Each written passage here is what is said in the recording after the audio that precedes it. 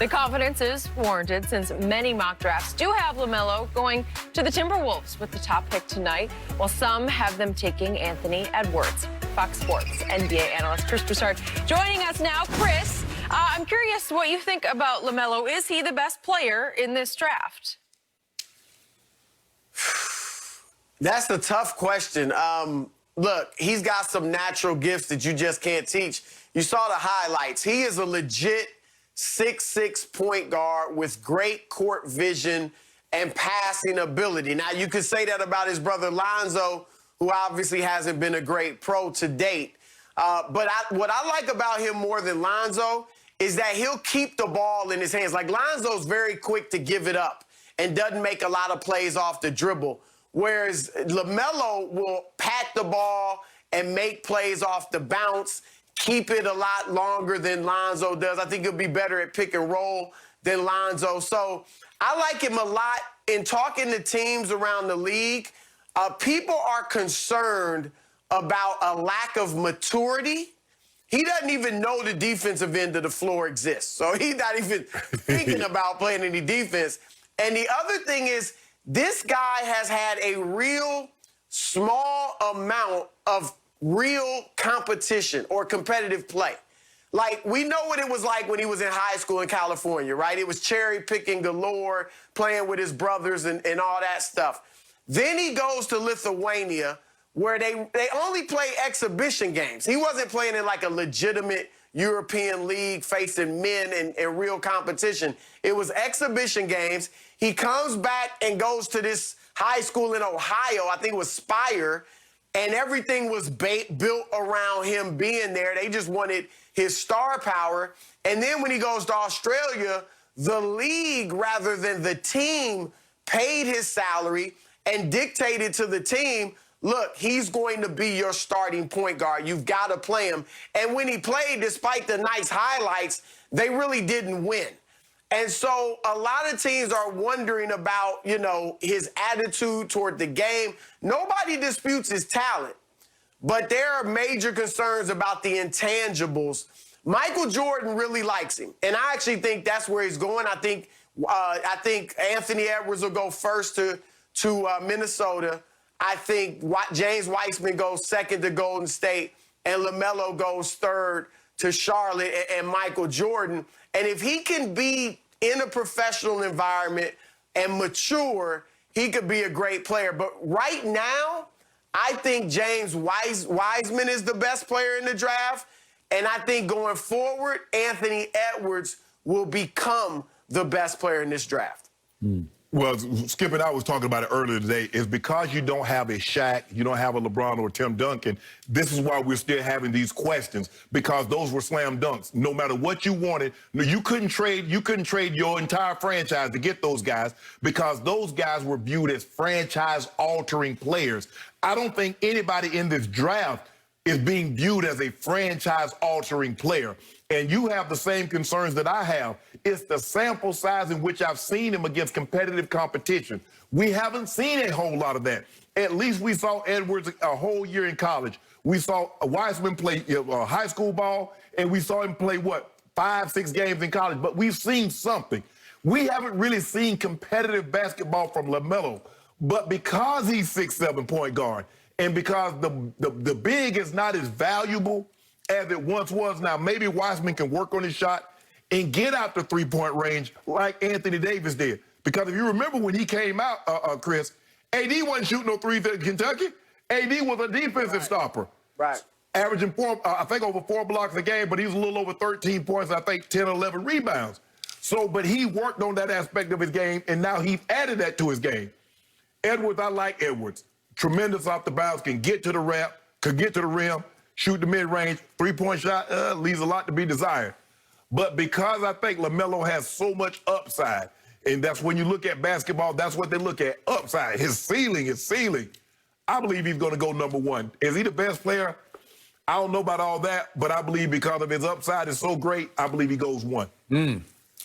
All I know is that LaMelo Ball times 100 is the most intriguing player in this draft.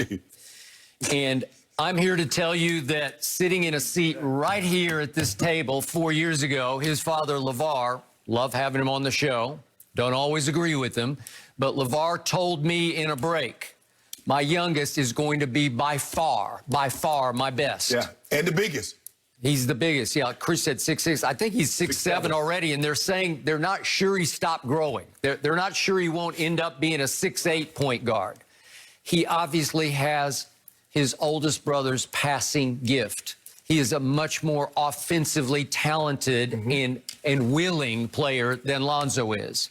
Right. And yet, Chris, I asked Shannon this earlier, and I don't have a great answer to it. I just know what that little voice in the back of my mind is screaming at me. Are we sure that these Ball kids care enough about winning, about being great? Are we sure they have any killer will in them? Do they have the drive, the hunger, the passion for basketball that it takes to eventually dominate at the NBA level? I'm just not sure about it. And the irony of this is LeVar is straight out of Compton. His kids are straight out of Chino Hills because they grew up fairly privileged. Let's say, I'm going to give it like upper middle class. Right. And I'm not going to say they had silver spoons in their mouths, but they had cars at 16, 17. They had Lamborghinis and Ferraris, and we got it. And already LaMelo is a star of a reality show called Ball in the Family. You're going to have to deal with that whole package of what does he really want to do with his life? Is he going to be obsessed with being great in the NBA? I don't get that from Lonzo. I get the feeling like they're playing a video game in their living room, kicked back on the couch. You know, that's how they look at basketball. And they can be really good at it because they're gifted just by doing it that way. But I'm talking about the first pick in the draft. And to your point, there's not a Shaq, there's not a Magic, there's not that guy. Yeah, there's not LeBron. a difference maker. There's not a LeBron who's going to change your life. Right.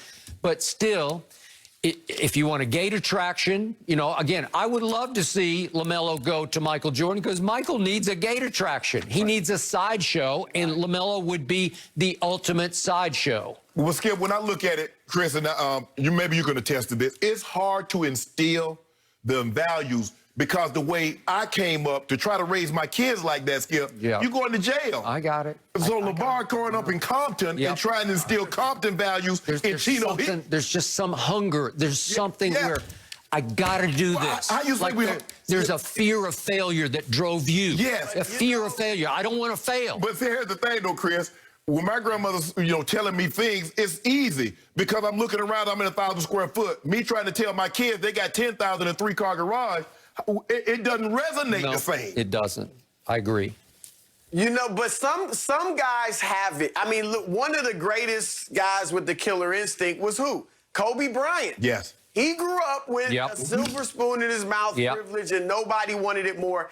And Michael Jordan, he was probably what, middle class? Just middle class. Yes. Yep, middle class. Wilmington. Yep. Right. Like, so, yeah. So some guys just have it.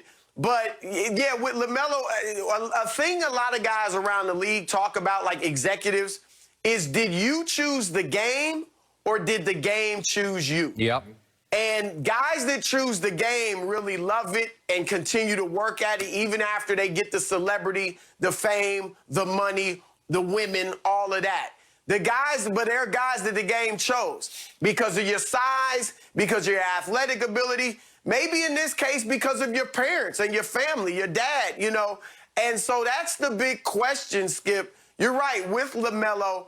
And there are a lot of people that feel like he just wants to be a celebrity, right? Yeah. And he already is a celebrity. He is. And then you become incredibly wealthy because of the money and the fame and the lifestyle. And he's not the only one. There are a lot of other players in the league people feel that way about. But that is the big question mark with him. Is he going to have that killer instinct to work on his game? Right. And then final fear factor for LaMelo, like Lonzo, when he went to Australia, small sample size, but he shot 25% from 3. And I look at the videos, and he's got this funky two-hand push, quote-unquote, jump shot. It's not right. It's not good. It won't work at the highest level. At Australia, he shot 20 for 80 from 3. 20 for 80. It's no good. And he will jack them up, and you're going to have to fix that going forward like Lonzo is trying to fix from here back over to here. Right. Right. Yeah, like you said, Chris, you know, we say that in football. Do you love football or do you love what football provides? And do you still love it wherever you end up? I mean, Minnesota isn't exactly the same thing as growing up in LA. So you're going to have to, you know, handle the cold weather. And I remember when LeVar